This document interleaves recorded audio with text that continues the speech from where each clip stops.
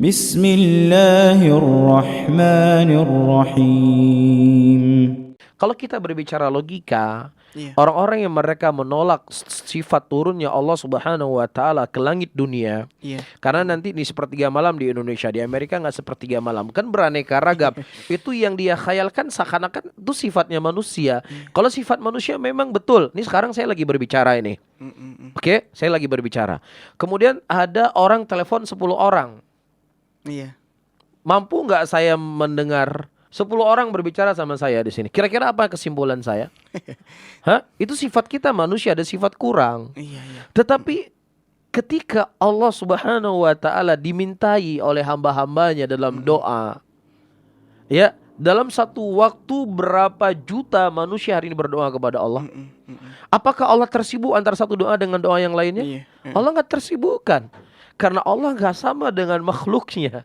Kalau makhluk pasti bingung dia. 1000 orang yang berbicara sama dia dalam satu waktu, dia nggak ngerti, dia tidak akan paham apa yang akan dibicarakan oleh mereka. Ini satu hal. Hal yang kedua, disebutkan dalam hadis oleh Nabi SAW. Ya, ketika seorang dalam hadis qudsi Allah mengatakan bahwasanya Allah membagi sholat dibagi menjadi 2. Ya, ketika hambaku mengatakan alhamdulillahirabbil alamin, Allah akan menjawab apa? Ya, hambaku telah memujiku. Itu kata Allah kan. Jadi setiap kita membaca Al-Fatihah, Allah akan menjawab bacaan kita. Nah sekarang kalau logikanya seperti logikanya dia, Anda juga harus menolak hadis ini. Kita dalam satu shaf ini. Iya, berbicara dalam madhab Syafi'i, wajib membaca Al-Fatihah sir atau jahar, kan begitu? Ini Safar lagi baca, sudah baca iyyaka na'budu wa iyyaka nasta'in. Ana masih baca alhamdulillahirabbil alamin. Kan seperti itu. Nopri masih baca bismillahirrahmanirrahim. Saya sudah iyyaka na'budu wa iyyaka nasta'in, Nopri baru alhamdulillah. Terus gimana Allah mau menjawabnya? Kan beda-beda, itu waktunya beda-beda. Terus jawab-jawab terus. Terus Allah jawab terus. Nanti di Amerika orang baru sholat lagi. Nanti tiba-tiba ada orang masbuk lagi. Jadi Allah kerjanya cuma menjawab-jawab terus. Terus gimana Allah menurunkan wahyu kepada ini di zaman Nabi? Ya itu akal ente gak usah ente cerna dengan akal ente. Bagaimana sifat Allah?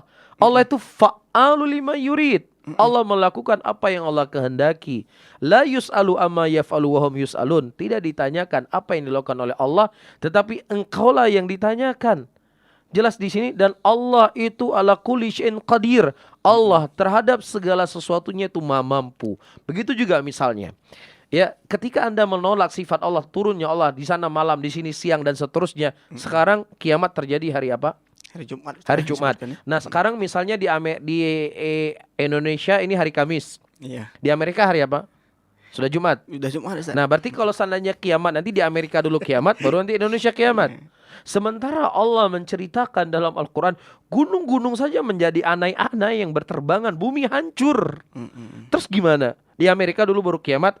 Besoknya kita, wah ini Amerika udah kiamat nih. Terus kita besok baru kiamat.